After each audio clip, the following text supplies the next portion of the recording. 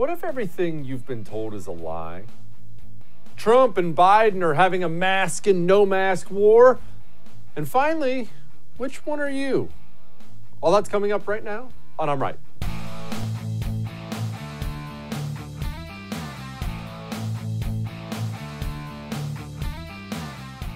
What do you think about the public execution of innocent children?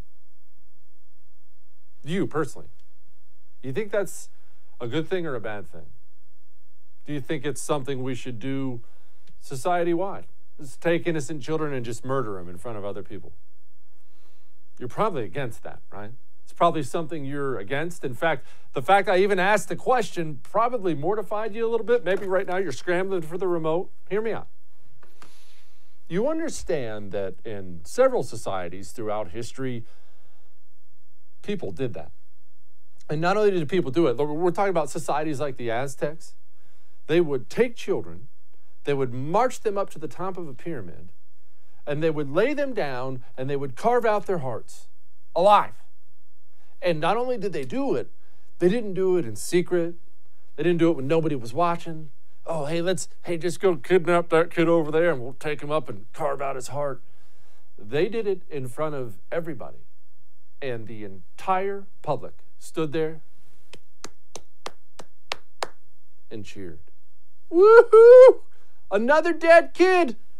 And you look at that, and I look at that, and we think to ourselves, okay, well, it's a society of demons. That's pretty much the most horrific thing I've ever even heard of in my life. You're probably cringing right now. I hope I didn't just ruin the dinner you just made. But hear me out. They weren't demons. They were human beings. How could a human being, how could humans in general in a society cheer the worst thing in the world? We can probably agree that's at least in the top 5, if not number 1, worst things in the world, the death of an innocent child on purpose, and yet everybody cheered, everybody yelled. Why? Well, somebody, somewhere along the line, came up with the idea that these children had to die or there would be floods. There would be massive death. There would be chaos. There would be earthquakes. Maybe people would starve. The crops would go away. And everybody went along with it. And here's my question to you. If you could teleport yourself back to that exact moment in time, and you would, of course, you don't want to see the kids, because that really happened to many, many children. You, of course, don't want to see them, but you can look at the crowd, and you can actually go talk to them. Completely safe. Nobody's going to cut out your heart. And you could walk up and you could be, hey, Mr. Aztec Joe, who told you that would make it rain? How many people do you think could tell you the origin of that? Where it began? Who came up with the idea? Because he'd probably say something like, wow, the priest said it would. Okay, who told him? His priest, his dad. Okay, who told him? Who told him? Who told him? And as long as you go back the line, the beginning, who found this out? Do you think anybody? Do you think a single person in that crowd cheering as a child dies could actually tell you? Weird, isn't it? Weird to imagine that actually happened. But is it that weird? That was one example in 1,000 I could have given you in the history of mankind, of societies agreeing on something horrific, agreeing to do something horrific because we have to. Okay, what do you mean you have to? Well, we have to or people are going to die. Okay, well, who said that? This guy said that. Okay, well, who told him that? I'm sure he's read some stuff. He went to college and other people, a lot of people were saying, okay, which people? Oh, I don't know. You get these answers. You get these answers all the time when you dare to question what we as a society have completely done to ourselves. And I'm asking you, let me ask you this right now. You're watching. You're a politically involved person. You're undoubtedly on social media. You probably watch cable news every night, listen to the radio. You probably listen to my show. I mean, who doesn't? Social distancing. Who came up with that term? Do you know? Do you even know? Social distancing. Now, tell me, who, one, came up with the term, two, decided that would prevent coronavirus? I'll give you a second. Don't know, do you? Do you think maybe you should know? Have you looked around at society today? Have you looked at shoot, it's on TV commercials for corporations. The NFL draft has an infomercial about it. It's in have you been outside? It's been in every single restaurant, 6 feet apart. In this building, this very building where I'm doing my TV show from, I get on an elevator that is 5 feet wide, and the sign in the middle of it says stay 6 feet apart. I kid you not. It's in every restaurant. It's in every department store. It's in every TV commercial. It's in every news channel. Every single one. Social distancing. We're social distancing. Are you social distancing? 6 feet away. 6 feet. You better stay 6 feet away. Who decided that was okay? Who decided that that was a solution at all? And let's say some really, really smart person did decide that that's what we have to do. Do all the smart people say the same thing? I'm about to give you a little hint. There are a lot of really smart, highly educated people that say that's completely wrong. We've completely reordered every single part of our society, every single part of how we live, based on what? Based on what? Even if you're a believer, you may be. The numbers show you probably are. Maybe you're a social distancing master. Don't you think you should know why? Who? Do you think you should look at the other side? Do you think when somebody suggests to you, oh, this doctor said this, well, this doctor in the same field said the exact opposite, do you think maybe you should hear both? I think we should hear both. And yet, you look around you. We've completely remade America. We've remade America on social distancing. We've remade America on masks. I see perfectly healthy people walking around outside wearing masks by themselves. I've seen people in their car driving down the road all alone wearing a mask. Are you people completely idiotic? You can laugh all day long. Ah, man, I can't believe those Aztecs. What a bunch of barbarian dummies. What monsters. You would have been one of them. If you drive around in your car by yourself with a mask on your face, you would have been, had you been born then, standing at the bottom of that pyramid saying, kill him, kill that kid. We have to make it rain, because you don't think. It's time we as a society stop being sheep and think. And by the way, half the people who are lecturing you about wear a mask, social distance, wear a mask, better wear a mask, half of them are lying anyway. They don't practice it anyway. Have you seen this video from MSNBC? So the people there are just not worried about it, Cal? Are they not worried about their own personal safety? I haven't met anybody who is. I met some folks actually from Lake Geneva who lived in the area. They were staying a few miles outside of town where I were, and they said they're worried about it. They're worried about that second spike. They're worried about folks coming in from Chicago, but they'll quickly add at the same time, this is a place that relies on that business. I think people here want a little bit more funding when it comes to these programs so that they could stay closed. But again, I think people felt like the Supreme Court made the decision here in Wisconsin that it was time to open up. But you can see here, just around. Nobody's wearing them. Nobody's, the cameraman. There you go, including the cameraman. Yeah. Katie? Striking images. Cal Perry. Cal, thank you very much. And Kathy Park, you are... One of my favorite TV moments of all time. He catches the guy. I know the audio was a little hard to hear. He says, well, neither is your cameraman. Half your crew's not wearing them. The guy said it out loud. As the guy sits there with his mask on, these people, look at them. They don't even have masks. They're trying to murder everyone. And the dude holding the camera doesn't have a mask on. We saw that idiot reporter, I believe she was with CNN a couple weeks ago, in the press conference, in the White House press briefing. Trump gets done. Of course, they all have their masks on now. We're on camera. Oh, well, we have to mask up. And Trump gets up and leaves. She stands up and takes her mask off and walks around. Jeez. You don't have to believe the big lie. You know that, right? I understand that this doctor said so, and this TV channel said so, and this person said so, and uh-oh, we got Facebook posts, and they say so, and everybody says so, and the doctors say so. That's what we have to do. you understand you're still allowed to think for yourself, right? You're still allowed to question things. In fact, you should.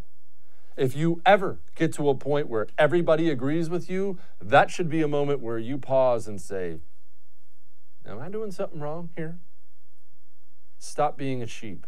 Otherwise, you end up treating people like this.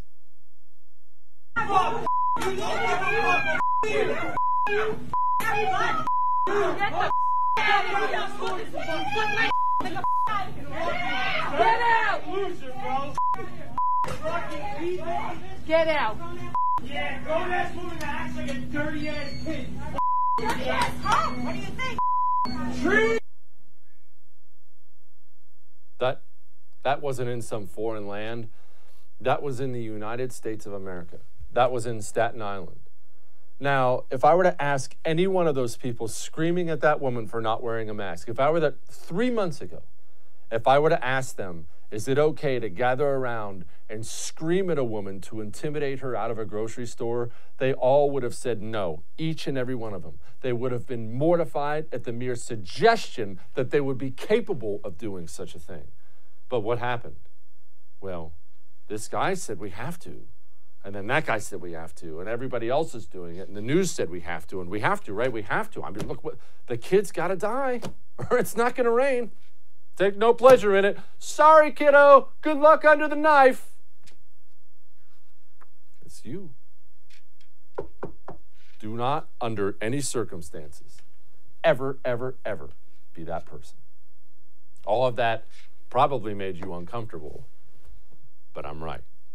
Now, you still need a good night's sleep, and you don't need one once a week when you're all of a sudden a zombie and can't move anymore. You need a good night's sleep every single night.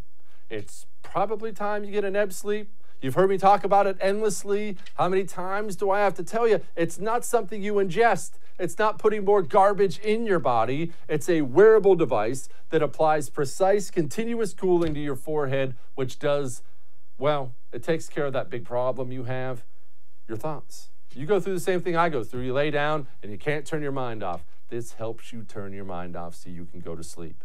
Go to tryebb.com/Jesse. That's tryebb.com/Jesse. Use the promo code Jesse at checkout. Get you $25 off.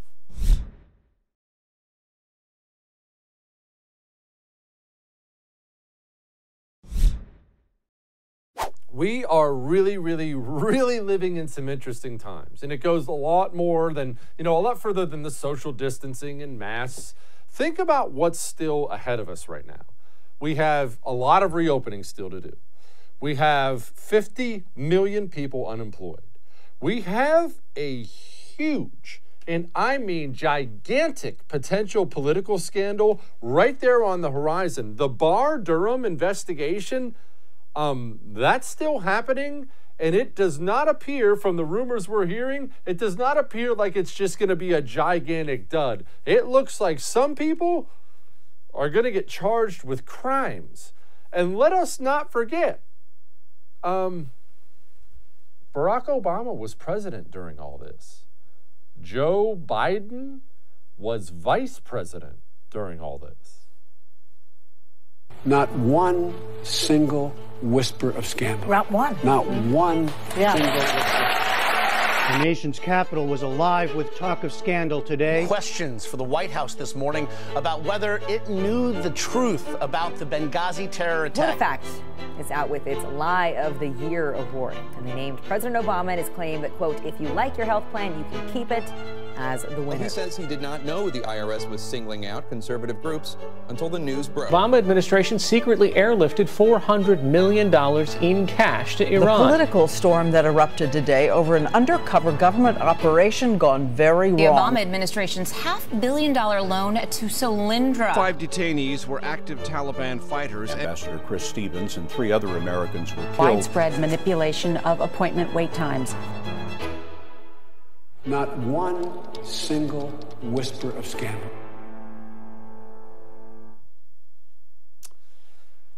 That's all true. That's fine and dandy, but there's still another one coming.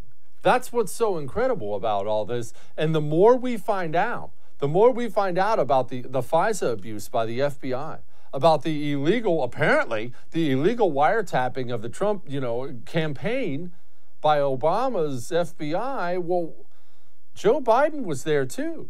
Do I think Joe Biden was leading some nefarious scheme? I don't think Joe Biden could lead a Cub Scout troop across the street to get some old lady's mail for her. Joe Biden can't lead anything, but his name is attached to it, right?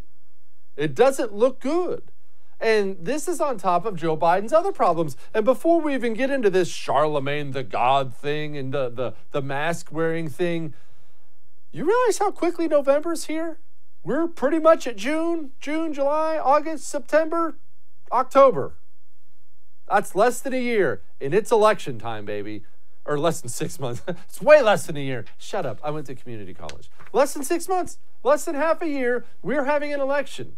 And Joe Biden, he can't think, he can't talk, and we still have this huge investigation. Democrats are in a real pickle, and they're in a pickle because of this. If the economy was still 2-3% unemployment, they wouldn't be in a pickle because whoever they ran was going to get crushed. They have an opportunity here. You don't have to like it. Don't yell at me. Okay, it's not my fault. The truth is 40-50 million Americans unemployed means there's a chance Donald Trump is a one-term president. There is. Everybody knows this. And Democrats are stuck with this freaking guy. And now we have that Charlemagne the God video where Biden comes out and clearly says, if you don't vote for me, you ain't black. And then this was Biden's explanation. My question for you is about what some supporters say they're worried about, which is that all of this could end up hurting the enthusiasm that you really need to win among black voters. Well, first of all, it was a mistake, number one. And I was smiling when he asked me the question. I was, I shouldn't have been such a wise guy with him. He was being a wise guy, and I responded. Let's just say something really quickly. That's actually true. The guy was saying something to Biden. Biden thought he was kind of kidding. I don't think he was kidding, but Biden thought he was kind of kidding, and so Biden just takes. Look, I don't take offense to things. That didn't offend me either. So he was just trying to be a smart aleck about the whole thing. But it looks bad. It looks bad that Joe Biden never has a decent explanation for anything. He never has an explanation at all for some major things. You remember the Hunter Biden stuff. You realize we've never had an explanation for that that's any good other than Joe Biden said, no one says he did anything wrong. Everybody says he did something wrong. What are you talking about? That's not an explanation. That's not an explanation. And now we have Trump retweeting an image of Joe Biden. The image was simply this: Joe Biden out in public wearing a mask. Why would Trump do that? Well, here's Trump's explanation. No, Biden can wear a mask, but he was standing outside with his wife, perfect conditions, perfect weather. They're inside, they don't wear masks, and so I thought it was very unusual that he had one on, but I thought that was fine. I wasn't criticizing him at all. Why would I ever do a thing like that? Well, yeah, he was. Obviously he was. He was making fun of him, and he should. That was one of those completely, what do they call that? A backhanded compliment? I would never make fun of him for being an idiot and wearing a mask. Why would I make fun of him for looking stupid? Yeah, that's kind of one of those. But you're going to think I'm wrong about this. You're going to yell. It does matter. It does matter. In the minds of the American people, when you are voting on the commander-in-chief, when you are voting on the leader of your nation, appearance matters. Strength matters. There's a reason we really haven't had any short ones in the televised era. Sorry, if you're one of those little midgets, I'm sorry. I'm not trying to be mean to you. The truth is that appearance matters. The appearance of power. Hillary Clinton didn't have anything to do with her gender. She stood up there every single time, coughing her lungs out, falling down the stairs. And you all remember, they had to carry her and chuck her in the back of that van like a sack of potatoes when she passed out in public. I say that lost her the election. Appearance matters. Appearance of strength matters. And I am not telling you never wear a mask. Maybe you're vulnerable. Maybe you want to. Maybe you love the mask. Maybe you're old. Whatever. It's not about the mask.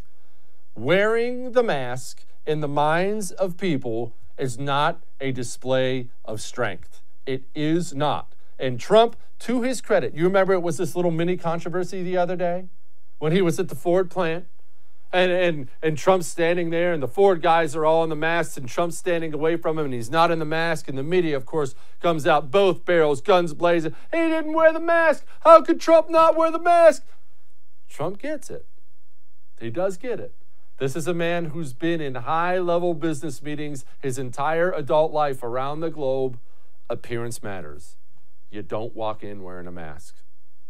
Dangerous or not, Commander-in-Chief can't wear a mask in public. Sorry. All right, we got more. Hang on.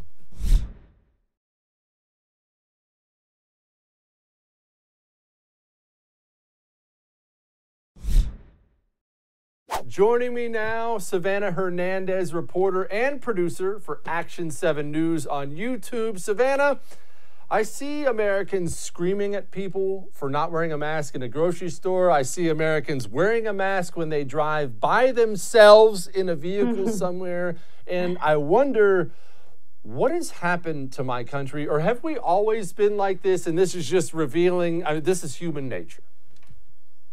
Right. So I'm actually hosting a show this week, and yesterday my segment and my show was dedicated to the face mask hysteria because it's so ridiculous. And I think you put out a tweet earlier this week basically saying, if you're still wearing a face mask, you deserve to get a wedgie. And I thought it was hilarious because it's kind of true. I mean, what are we doing out here, folks? If you do 5 to 10 minutes of research on Google, on DuckDuckGo, whatever browser you want to, you can see that Dr. Fauci himself said face masks were not necessary or not essential, especially if you're a healthy person. The CDC said this exact same thing. The U.S. Surgeon General came forward and said this. Numerous virologists and people who study diseases have come out and said this. But for some reason, we're all still wearing our face masks. And if you don't wear one, it's because you're privileged, it's because you're a bad person, and it's because you don't care about other people's health. Even though many virologists, sorry, I'm going on this whole rant here because the masks just trigger me, Jesse. You triggered me, thank you. We're 2 minutes into this and I'm already so pissed. So he was a doctor from UC Berkeley. I can't remember his name off the top of my head, but he basically said that it's counterintuitive to wear a face mask because you're gonna be touching your face more, and also because there's something that's blocking your breathing. You're breathing in heavier or like more forcefully, bringing in more microbes towards your face and bringing out more microbes out of your face mask because your typical surgical face mask is not snug to your face. So it's ridiculous, and anyone who's still wearing a mask right now is obviously voting for Joe Biden November 3rd, let's be honest. All right, Savannah, I agree with you. So explain it to me then, because you're right. There's endless amounts of information out there of people arguing with it. Even if you're a hardcore face mask person, that's fine. But there is a ton of information from people out there saying, that's really stupid, it's counterintuitive, it's actually counterproductive, but yet that's the society we now live in now. There's a social distancing tape mark in my grocery store floor, there's a social distancing mark in the elevator, there's social distancing in the daggone bathroom. I was just in a public restroom, they had one of the urinals cut off and the other one not because of social distancing. How did it catch on so much and get cemented in society so fast? I think that what this pandemic really did was reveal that so many people were willing to choose fear over their freedom, basically. And that's what it comes down to at the end of the day. And this was a very unfortunate thing, and I saw it even within our own conservative party. There were many people who bowed down to the government as soon as they said we needed to lock down because Dr. Fauci said so. We saw that initially 2.2 million people were supposed to die from the coronavirus. Those were the projections that led to our economic shutdown, that led to 39 million Americans being unemployed, and that never came to fruition. And again, that's what it is. People have chosen to let fear dictate their lives. People have chosen to put fear over their freedom, and they've chosen to put their faith and hope in the government and in one man, Dr. Fauci. I don't understand why, because again, there's already been so many times where he's proven himself wrong time and time again. So it's such a sad thing to see. And I actually went and interviewed a bar owner in Odessa earlier this month. And one thing that she said really stuck out to me, and that was this. She said, I trusted my government but boy, was I wrong. I never should have shut down my business. And she was the bar owner who was basically swatted. Her local sheriff brought a huge tank to her bar. And this clip went viral, so I'm sure you saw it. And the police held them up at gunpoint because she reopened her bar. It was ridiculous. How is she doing now? I did see it. In case people forget, that's the one they drove the big tan MRAP up there, and those SWAT guys, which, let's be generous, anybody who saw that knows those aren't actual SWAT guys, held the people at gunpoint. I'm sure they either arrested her or cited her. Is she opened back up? Is she wiped out? Is she bankrupt? How's she doing now? I'm not sure how she's doing now, but I do believe the last time that I did speak with her, she was going to keep her bar reopened because she didn't want to adhere to these lockdown orders because she did feel like they were ridiculous. She said that she had reopened because she needed to pay her bills because her bartenders were hungry. They had kids that they needed to feed, and they weren't making any money. They weren't able to pay their rent. They weren't able to live a normal life because they weren't able to go to work. And at the end of the day, that's what this comes down to as well, is this overreach of government and them shutting us down and locking us down. They led us to this economic destruction. And now they're trying to pit Americans against Americans, going back to the whole face mask argument. You know, they're trying to pit us against each other to try to get us to blame each other for this pandemic and for where we are now, when it's really the fault of our government. Who's she mad at? Is she mad? Is she just sad? Look, if it's Trump, tell me it's Trump. If it's Greg Abbott, the governor here, if it's the mayor, is it just in general? Who's she mad at? I'm not sure. Like the bartender owner or me specifically? I'm sorry. The bar owner. The bar owner. Okay. Honestly, I think the government overall, Governor Abbott for sure, just because he did initially push these lockdowns on Texans. But of course, as we saw people begin to get arrested, as we saw people get jailed, he began to lift those restrictions. Shelley Luther in Dallas, she was jailed for a few days because she reopened her salon up there. But Greg Abbott, our AG over here, decided to release her. And Greg Abbott has now decided to start lifting a lot of those restrictions and lockdowns. So this was in early May when I interviewed her, and she was not happy with Abbott, I would say, and probably President Trump too, just because of some of the ways that he has implemented these lockdowns. But again, it does really go into each individual state and each individual governor and mayor even in each city. Savannah, you're a resident of Texas.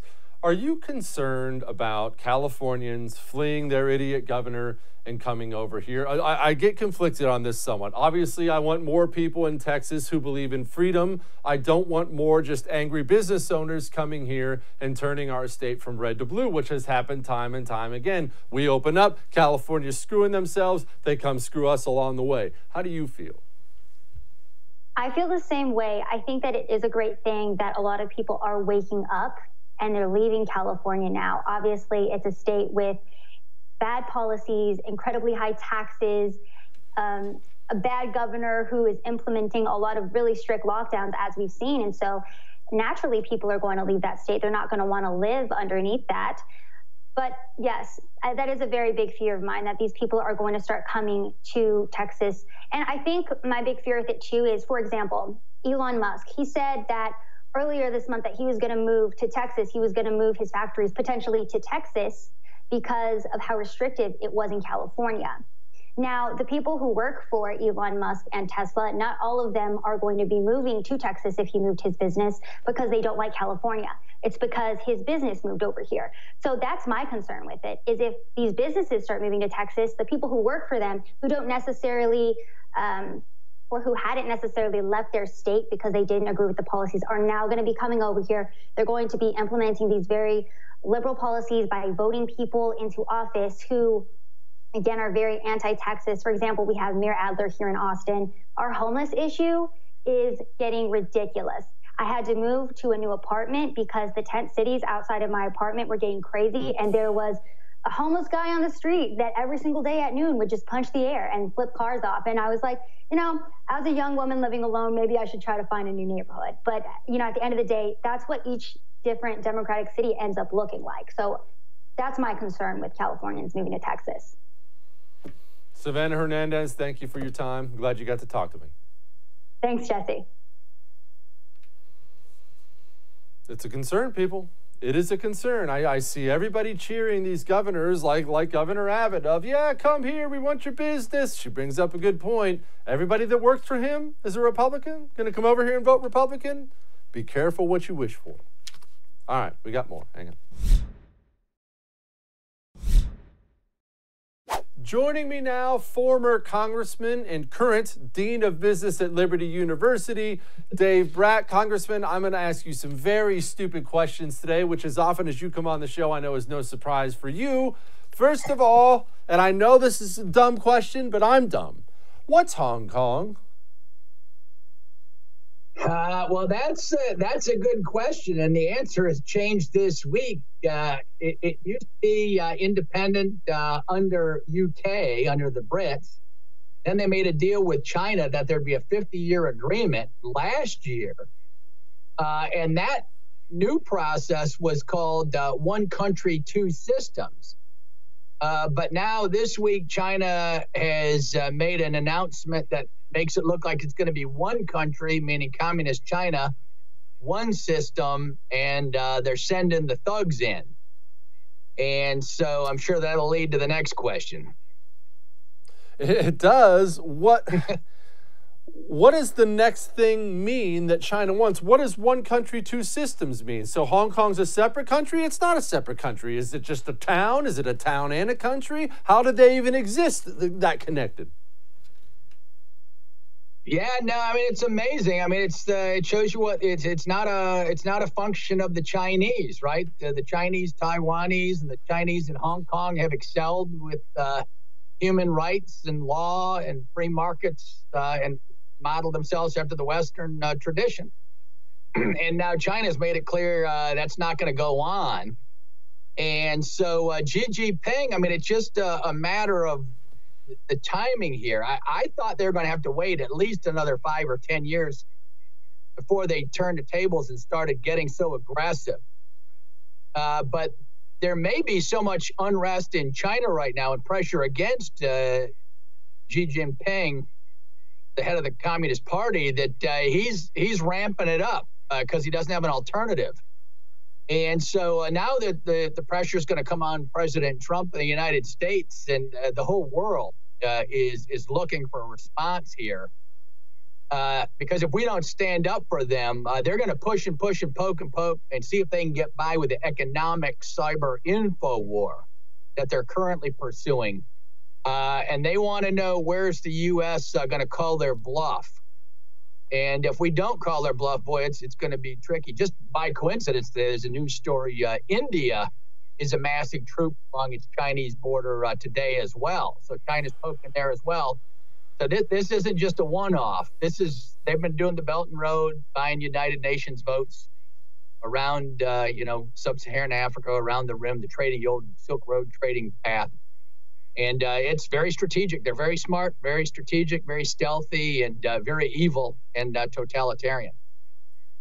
Okay, so what is this breaking news? I'm still trying to figure out what happened today with Hong Kong. So I see breaking news here and breaking news here, and I can't figure out, so is Hong Kong gone? Now Hong Kong's just part of China? What actually happened today?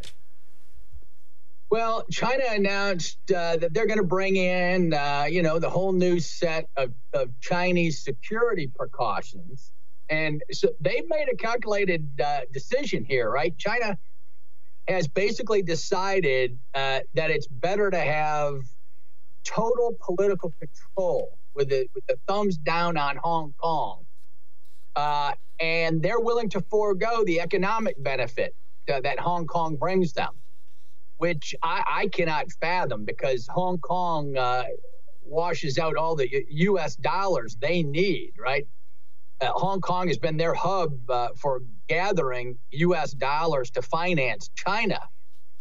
And this is going to make it very difficult on the U.S. The U.S. is going to most likely have to make a decision and disallow not only China, but we're going to probably end up having to kick Hong Kong out of most favored nations status. And that'll be a huge deal. Sorry to interrupt you. What does that mean? They're funneling U.S. dollars. How are U.S. dollars getting to Hong Kong? Why are they getting to Hong Kong? And then why are they going from Hong Kong to China? Explain. Well, it's just a huge trading hub that a lot of goods and services from China flow through Hong Kong. And then Hong Kong has the credibility and a free market, record and a human rights record that we can live with. So we're much more comfortable doing trades through Hong Kong. And, in the past, we've been turning a blind eye toward China and kind of maybe using Hong Kong as an excuse. But now China's coming after the whole thing, and Taiwan is next, right? And so China has their 2049 100th anniversary coming up. And China has done the math, and they know that Americans have at most a 15-year memory horizon based on the Tiananmen Square massacre. And we've basically forgot what happened, and we're back to normal with China after 15 years. And so the old math used to be China knows they have to take Taiwan basically by 2035, right? That's 15 years prior to 2049.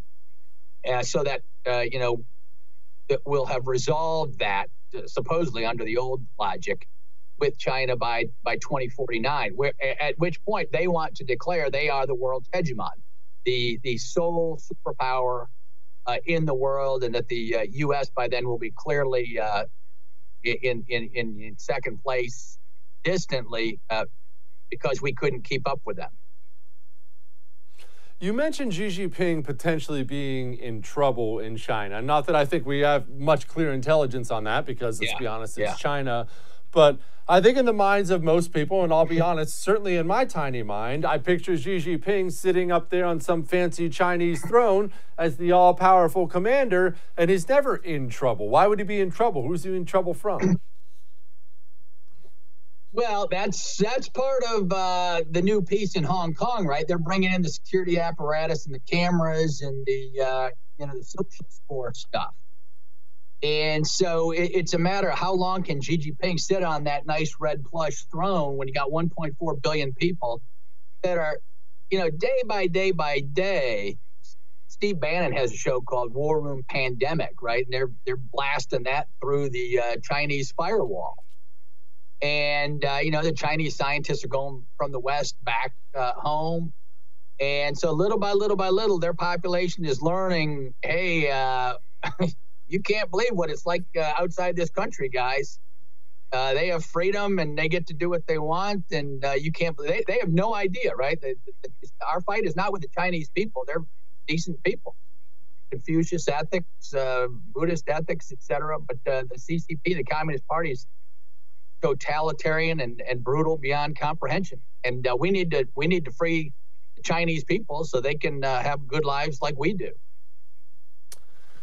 Why does Hong Kong give money to China? How does that work? If they're separate, we see the protests on TV, we see them going at each other, and yet you mentioned Hong Kong's wealth. It sounds like you're saying Hong Kong's wealth helps fuel the Chinese communist machine. How? Yeah, it's not so much their wealth, it's just the rest of the world does not want to deal with Chinese currency. They don't trust it. It's all funny money. None of their firms, this is other breaking news this week too, right? But the President Trump is moving against Chinese firms because they don't have to be audited to be on our financial markets, which most Americans don't know, right? So like Alibaba is based in the Caribbean islands. And if you own shares in that, you don't know what's on their balance sheet. You don't know the profit statement. It's all backed by law by the Chinese communist system. So it's all funny money, right? So no one trusts that. So a lot of the dollars just flow through Hong Kong as the trading mechanism. It's not like Hong Kong is making all the money and sending it to China, but they're just the trading and shipping hub that does all the financial transactions that are more credible than having to go through Beijing, right? Which no one trusts. Congressman Dave Brat, Dean of Business at Liberty University. Thank you, sir. Hey, thank you, Jesse. Great to be on. There are some interesting times coming, people, and I, for one, am looking forward to it. All right, hang on.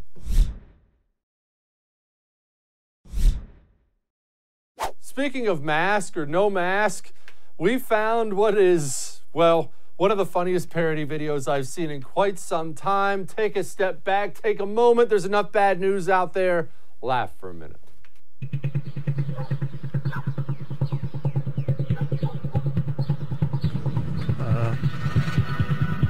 Shoot.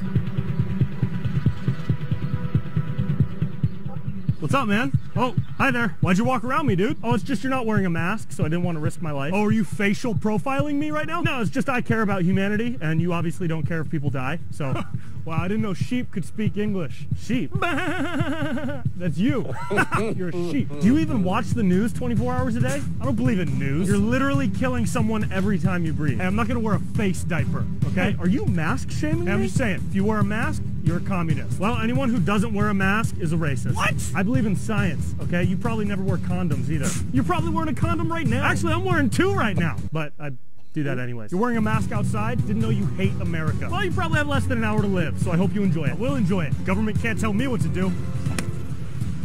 Jesus. Who are you voting for this year? Alyssa Milano? Yeah, who are you voting for? Thanos? Actually, Thanos made some pretty good points.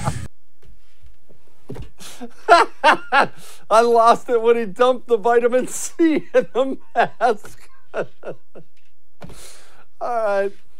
We're going to do this again tomorrow. I'll see you then.